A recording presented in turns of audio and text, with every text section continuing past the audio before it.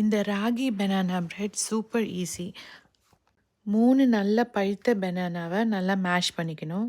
1 cup ragi மாவை நல்லா நம்ம ட்ரை ரோஸ்ட் பண்ணிக்கணும். ஸ்வீட்டுக்கு வந்து நல்ல ஒரு 7 to 8 டேட்ஸை வந்து நல்லா ஊற வச்சு நல்லா இந்த மாதிரி கிரைண்ட் பண்ணிக்கணும்.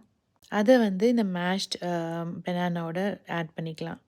அப்புறம் ஒரு 1/4 கப் கோகோ பவுடர், அதே மாதிரி கொஞ்சம் ஃப்ளாக்ஸ் சீட் பவுடர் இருந்தது, அதையும் நான் ஆட் பண்ணேன். அதை சும்மா நான் ஐபால் பண்ணி தான் போட்டேன்.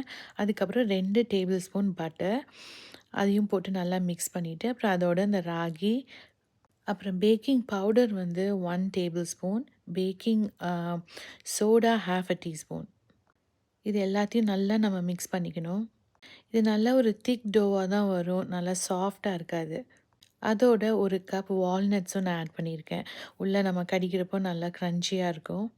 இந்த கன்சிஸ்டன்சியில் தான் இது இருக்கும். ரொம்ப ஹெல்த்தியான பனானா பிரெட், ஏன்னா நான் சுகர் எதுவும் ஆட் பண்ணல. அதுக்கப்புறம் இது 100% ராகி, வேறு எந்த ஃப்ளவரும் நான் ஆட் பண்ணல.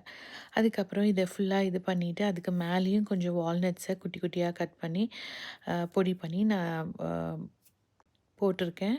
இது 350 டிகிரியில் 40 மினிட்ஸ் பேக் பண்ணும். கண்டிப்பாக ட்ரை பண்ணுங்கள்.